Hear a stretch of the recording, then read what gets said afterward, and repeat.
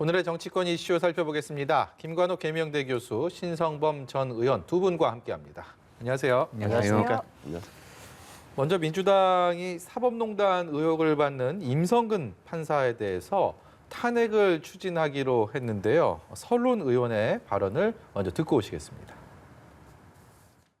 이번에는 정말 180석을 국민들이 우리 민주당에 준 부분은 이런 잘못된 부분을 시정해내라. 이 뜻을 우리는 봅니다. 당론으로 안 하면 이렇게 반발을 하시는데 이걸 당론까지 할 필요는 없다. 당론을 안 하더라도 충분히 이 탄핵까지 갈 수 있을 것이다. 이렇게 보고 있습니다. 이미 107명이 임성근 판사에 대해서 탄핵을 하자고 했거든요. 우리 당, 정의당, 열린민주당 이래서 107명이 됐습니다. 그런데 이제 100명 이상 발의를 하고 151명이 본회의에서 이 통과를 시키면 헌재로 가게 돼 있는데 저는 이건 2월 안으로 2월 4일까지 아마 탄핵이 될 수 있을 거라 생각해서. 네, 민주당이 당론은 아니고요. 개별 의원들의 자율적인 의사를 존중한다라는 입장이긴 한데 상당히 많은 민주당 의원들이 이 임성근 판사에 대해서 탄핵안을 이제 발의를 참여를 한다라고 합니다. 이제 오늘은 발의가 좀 어렵다는 게 현장 분위기고요. 다음 주 초에는 아마 발의를 할 것 같은데 사실 이 법관 탄핵안이 국회에서 가결되는 사례가 없지 않습니까? 그렇죠. 그리고 좀 이 시점에 갑자기 왜 이런 생각하시는 분들도 좀 많이 있으실 것 같아요. 그러니까 판사 탄핵이 워낙 이례적인 일이기 때문에 국민들이 이게 무슨 일이지 그리고 굉장히 궁금해하실 텐데 이 임성근 판사가 왜 이제 탄핵을 받게 되냐면요. 세월호 사건 때 그러니까 박 대통령이 7시간에 관련해서 일본의 산케이 신문 기자가 이제 글을 썼는데 그것을 이제 명예훼손으로 이제 하는 그런 재판의 과정 속에서 이 판사가 개입되어 있다. 이게 이제 지금 나와 있는 혐의 내용이거든요. 판결 내용을 좀 미리 보고를 받았다 이런 그렇죠. 내용이죠. 그런데 이제 중요한 거는 1심에서 무죄가 나왔어요. 무죄가 나왔는데 그 안에서도 사실상 개입에 대한 부분은 또 인정을 했습니다.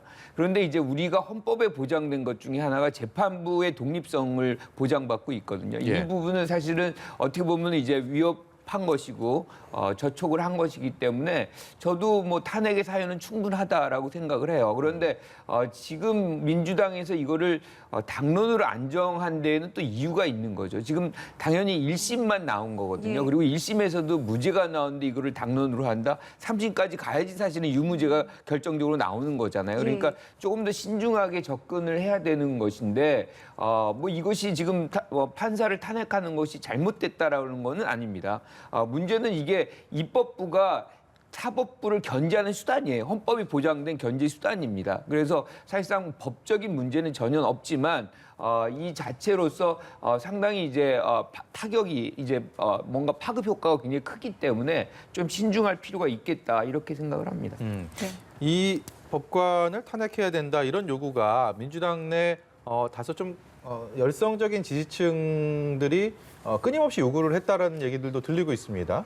제가 볼 때는 유심히 봐야 될 게 첫째는 탄핵을 이렇게 주도한 임성근 부장에 대한 탄핵을 주도한 분이 이탄희 의원이지 않습니까? 네. 이탄희 의원 아시는 대로 내가 그 재판사로 계시다가 어떤 민주당에도 인재영입 케이스로 왔는데 그 결론이 뭐냐면 동기가 된 게 판사 블랙리스트를 사법농단을 먼저 제기한 분이죠. 정확하게 말하면 이게 사법행정권 남용 의혹 사건인데 사법농단을 하는데 거기에서 어찌됐건 인정받아서 의원이 된 분인데 저는 기억에 남는 게 공황장애 때문에 이렇게 좀 약간 의정 활동에 몇 달 공백이 생겼다는 분인데 개원하고 어찌됐건 저는 있을 수 있다고 보는 건데 임성근 부장에 대한 이 부분은 뭐냐면은 서울중앙지방법원의 형사수석 판사로 있을 때 부장판사로 있을 때 담당 재판부에 이런 식으로 하면 좋지 않게 의견을 제시했는데 그것이 위에 있던 임종헌 기획조정실장의 부탁을 받고 한 거다. 재판에 관여했다죠.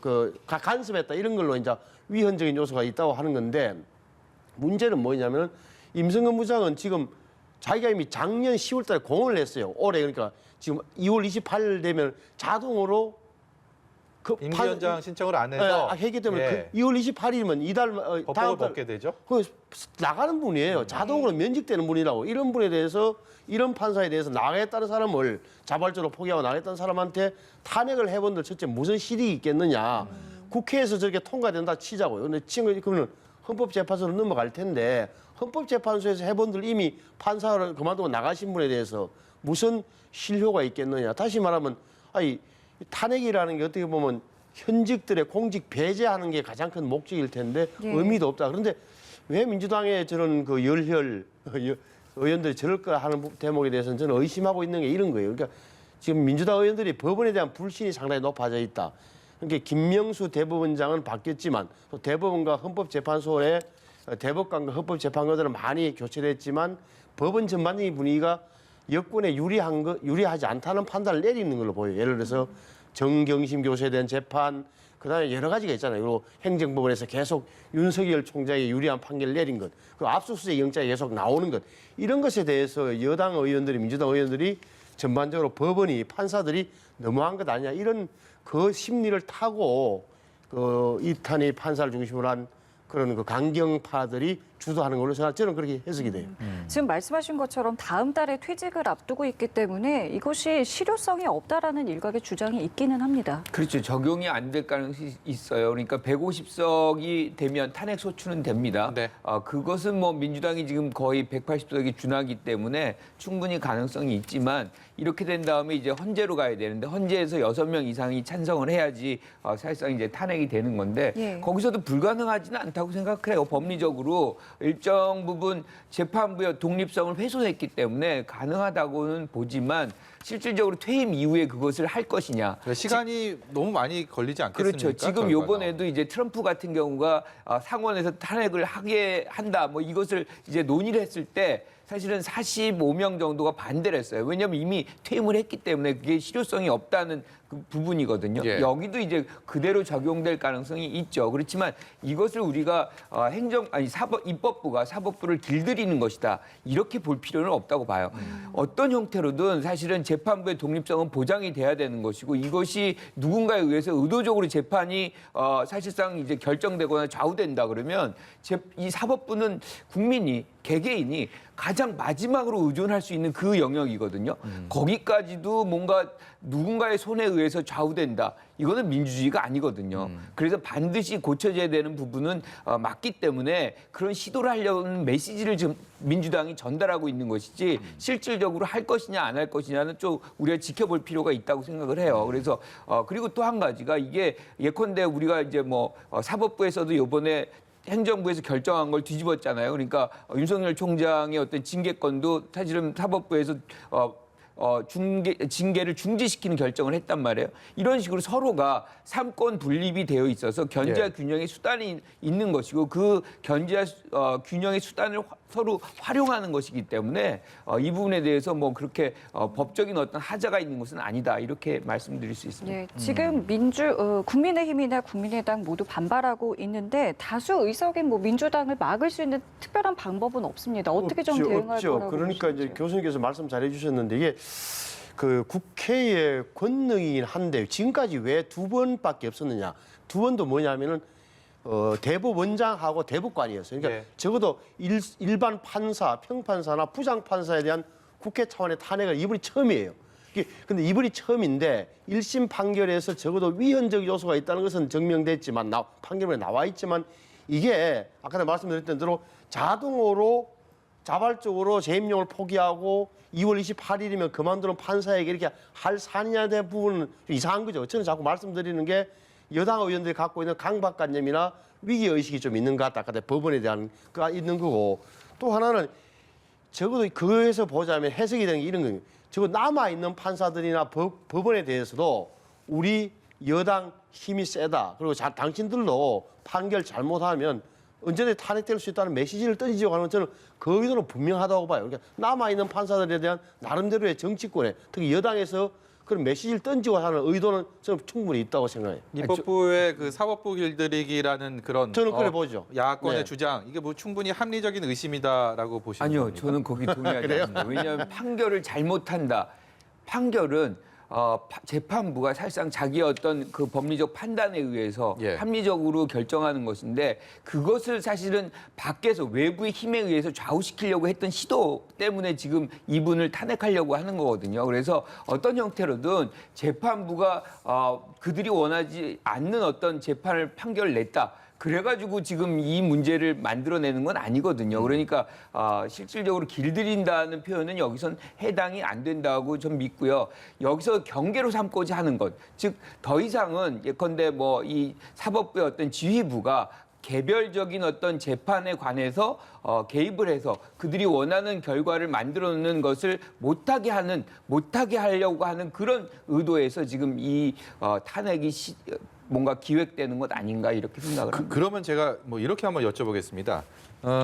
임성근 부장판사에 대해서 말씀하신 것처럼 이제 다음 달이면 임기가 끝나게 되는데 이 시점에 이미 1심 판결은 지난해 2월 달에 나오지 않았습니까? 근데 상당히 시간이 지난 이 시점에 민주당이 이 임 판사에 대한 탄핵안을 갖고 나온 이 시점적인 부분들에 대해서도 좀 여러 의심들이 나오는 것 같아요. 그렇죠. 그게 그 부분이 가장 중요한 포인트인 것 같아요. 그러니까 그때 1심이 나왔을 때, 예. 판결이 나왔을 때 곧바로 이제 그 얘기를 했고 어떤 재판부에 대한 개입을 원천적으로 막으려는 어떤 시도를 지금 했었어야 되는데 예. 이것이 지금 와서 하다 보니까 지금 뭐 재판부들의 어떤 판결이 민주당이 원하는 부분에서 안 나오니까 이렇게 압박하려고 하는 거 아니냐. 뭐 특히나 어제 이제 최강욱 대표의 문제도 뭐 이렇게 연결이 돼 있고 하다 보니까 오히려 이럴 때 하는 것은 국민들이 보기에는 재판부를 압박하는 효과로 느껴질 수 있거든요. 그래서 예. 저는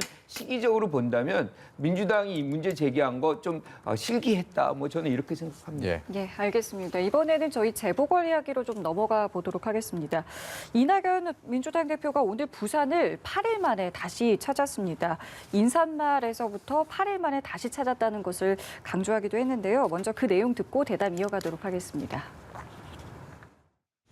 저는 지난주 가덕공항 현장 부지를 다녀왔습니다. 부산의 활기찬 미래가 그곳에서부터 펼쳐지게 될 것임을 직감했습니다. 저희 민주당은 부산 시민 여러분께 더 이상의 희망 고문을 드리지 않겠습니다. 가덕 신공항 특별법을 2월 임시국회에서 반드시 처리할 것임을 거듭 약속드립니다. 제1야당도 특별법 처리에 동참하겠다고 빨리 약속하기 바랍니다. 설령 야당 지도부가 반대한다고 해도 저희는 갈 길을 가겠습니다. 민주당이 부산시장 선거를 앞두고 다급하니까 부산 시민들은 가덕도 공항이 되면 부산 경제가 살아날 것이라고 믿고 있고 하는 이런 걸 이용해서 이제 이 공항을 지으려고 하고 이걸로 선거 덕을 보려고 하고 이러고 있죠. 알겠습니다. 있는데 우리로서는 참 곤혹스러운 입장입니다. 이제 2월 국회 통과시키고 우리가 문제점을 지적하면 가덕도 공항 반대한다고 몰아붙여서 선거에서 이용하려고 하는 그런 것은 뻔한데 그래서 저희들이 월요일에 비상대책위원회를 부산에서 열 계획을 가지고 있습니다. 네, 지금 함께 들으셨는데요. 이낙연 대표 이번에도 가덕도 신공항 특별법 처리에 대해서 굉장히 강조하는 모습을 보였고요. 여당은 이 가덕도 신공항 이슈에 현재 집중하고 있는 모습인데 실제로 이게 선거에 어느 정도 좀 영향을 미칠 수 있는 이슈라고 좀 보시는지요? 지금 부산 시민들이 가장 관심이 있어하는 게 두 가지라고 제가 알고 있어요. 하나는 이제 가덕도 신공항을 실현시킬 것이냐 이번에는 그리고 네. 또 하나가 이제 경기가 안 좋으니까 경제 회복을 달성하는 것이 가장 큰 관심사인데 이 부분이 실질적으로 경제 회복을 추동하는 걸로도 가덕도 신공항이 활용이 될 수 있다고 믿는 거죠. 네. 그러다 보니까 이제 가덕도 신공항에 대한 희망이 점점 커져가는데 여당에서는 이것을 2월 이제 임시국회에서 특별법 처리를 해가지고 실현 가능성을 극한으로 올리는 거죠. 네. 그렇게 되면 이제 신뢰성이 이제 커집니다. 커지면서 이 민주당에 대한 어떤 지지도도 더 공고해지는 그런 현상이 발생할 수 있거든요. 반면에 지금 국민의힘당 같은 경우는 이 부분에 대해서 지도부하고 부산의 어떤 민심하고는 좀 괴리가 돼 있다. 특히나 이제 김종인 비대위원장이 가덕도 신공항 한다 그래서 부산 경제가 좋아질 수 않을 수 있다. 뭐 이런 언급도 한 적이 있고 주호영 원내대표 같은 경우도 여기에 대해서 그렇게 적극적이지 않거든요. 그러다 보니까 부산 시민으로서는 이렇게 해서 뭔가 부산시장이 국민의힘당으로 갔을 때 가덕도 신공항이 가능하겠느냐라는 네. 어떤 회의적인 시각이 있을 수 있어요. 그러다 보니까 최근에 나타난 지지율의 변동을 보면 상당히 이제 하락하는 그런 추세를 보이고 있습니다. 그래서 여전히 이제 국민의힘당의 후보가 지지율이 더 이제 높긴 하지만 그런 현상이 있는 것도 가덕도 신공항과 연관이 돼 있다 이렇게 분석할 수 있는 거죠. 저희가 이 시간에 뭐 가덕도 신공항 그리고 부산의 어떤 분위기 여러 차례 전해 드렸는데 말씀하신 것처럼 이른바 지도부에서도 목소리 내기가 조금 지금 상황이 좀 녹록지 않은 상황입니다. 네네. 그리고 국민의힘 내부에 TK 이른바 TK 출신 그다음 PK 지역적 기반을 갖고 있는 의원들끼리도 이 문제에 대한 목소리가 다를 수밖에 없는 상황. 결국은 좀 이렇게 시간이 지나고 다 보니까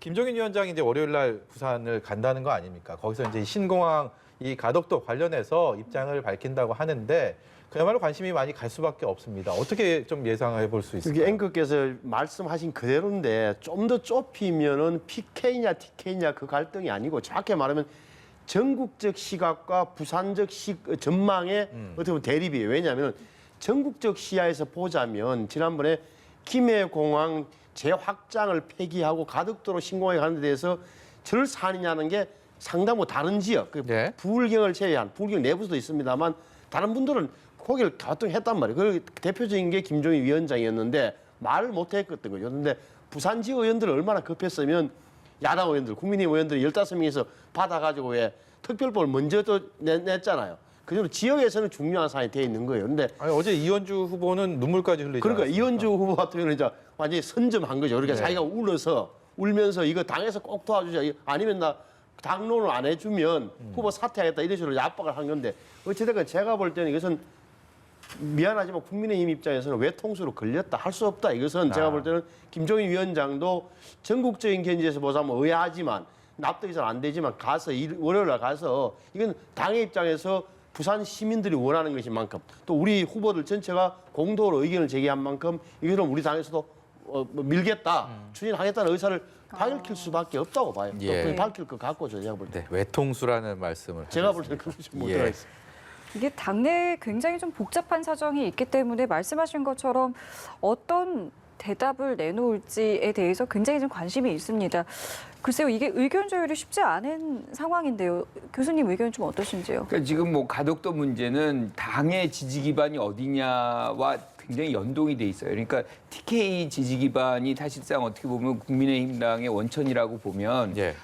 TK에서 밀었던 지역은 밀양이거든요. 그러니까 가덕도로 한다 그러는 거는 밀양공항과는 이제 거리가 굉장히 있습니다. 그 안에서 이견 차이가 발생할 수 있기 때문에 이것을 지도부가 공개적으로 어디다라고 얘기하기 굉장히 어려운 딜레마에 빠져 있다라고 얘기를 할 수 있어요. 그런데 그 과정 속에서도 사실은 어떻게 보면 선거 전략상으로 본다면 국민의힘당의 후보들이 모두 합쳐서 모두 공동으로 이제 가덕도로 하겠다 뭐 이렇게 선언을 할 수도 있는 거거든요. 네. 그런데 지금 보면은 국민의힘당 후보들은 거기에는 별 관심이 없어요. 서로 인신 공격을 하고 뭐 이런 경쟁 경선에만 이제 몰두를 하고 있습니다. 네. 그러다 보니까 비전 제시라든가 뭐 정책이라든가 이런 거에는 관심이 없는 이런 부분들이 부산 시민으로서는 굉장히 불만이에요. 예. 그런데 그럼 왜 이런 현상이 발생하느냐?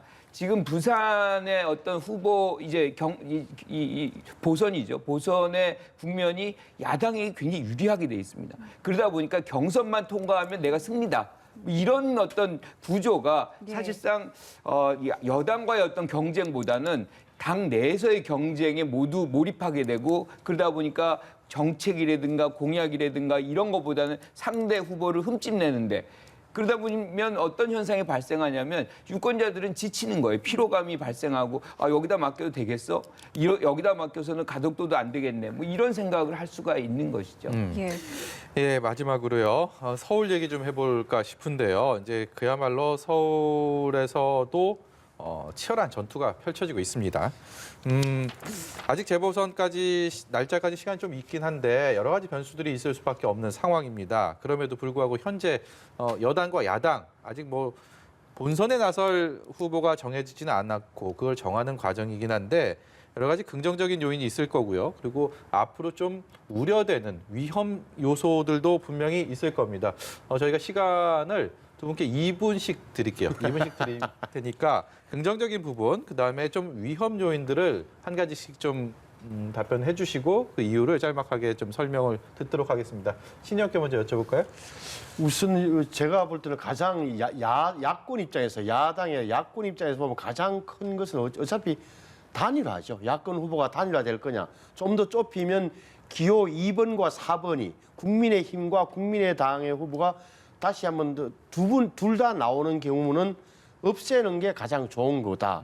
그래서 동시에 한 말씀 더 드리자면 이거 없애는 과정도 어떻게 보면 좀 플러스적 요소가 있어야 된다. 다시 말하면 양측 다 자기 주장을 내걸고 자기의 비전을 갖고 가다가 어느 순간에 단일화되는 건 그게 가장 올바른 길인 것 같다는 말씀드리고 그게 단일화인데 중요한데 그는 양날의 칼처럼 지금 너무 늦어지면서 또한 단일화가 물 건너가는 것 아니냐는 의구심 속에서 지지도가 떨어진 측면이 분명히 있다면 그게 가장 중요하다. 변수가 단일화다. 또 하나는 잃어버린 10년이라고 생각해요. 왜냐하면 박원순 전 시장께서 잘하신 면도 있지만 제가 볼 때는 너무 이상론에 치우던 측면이 많다고. 예를 들어서 공공개발에 치중한 것, 도시 재생에만 말씀을 쭉 중요시하면서 그러다 보니까 어떤 결과를 가져왔느냐.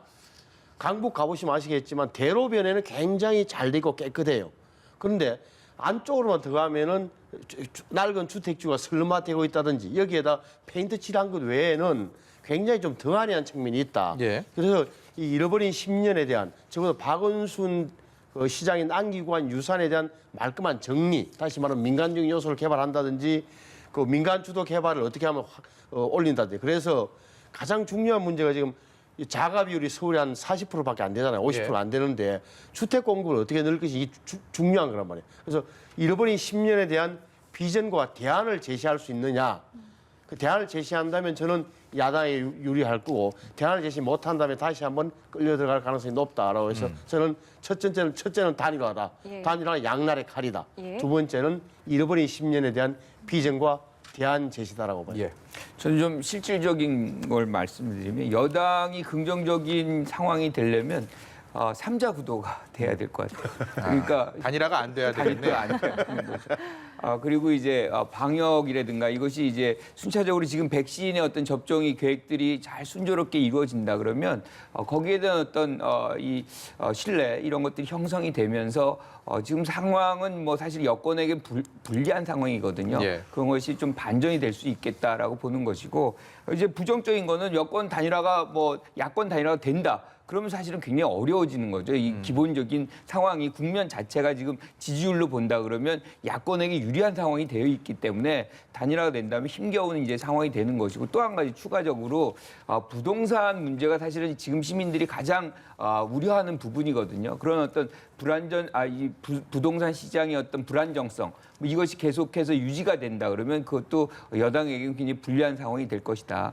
야당은 저는 매우 단순하다고 생각합니다. 긍정, 부정이 딱 하나로 연결이 돼 있다. 그거는 단일화다라고 생각을 해요. 예. 그러니까 단일화가 성공을 하면 상당히 유리한 고지에서 이제 선거를 치르게 되는 것이고 3자 구도가 된다. 즉 단일화가 실패할 경우에는 사실 굉장히 어려운 게임이 될 수 있겠다. 이렇게 봅니다. 정책적인 부분은 없겠습니까? 정책적인 부분은 사실은 우리가 보면은 아주 특별한 사안, 그러니까 오세훈 전 시장의 어떤 낭만을 가져왔던 무료급식, 뭐 이런 화두가 되는 것이 있어야 되는데 예. 지금 이 선거 국면에서는 이렇게 전 시민이 굉장히 호응하고 또 반응하는 그런 이슈가 지금 안 나와 있거든요. 예. 그러한 측면에서는 정책이 지금 선거를 주도할 가능성은 조금 낮다. 지금 뭐 또 봐야 되겠지만 예. 지금까지는 그렇다라고 생각합니다. 예. 오늘 말씀 여기까지 듣도록 하겠습니다. 지금까지 김관옥 계명대 교수, 신성범 전 의원이었습니다. 고맙습니다. 감사합니다.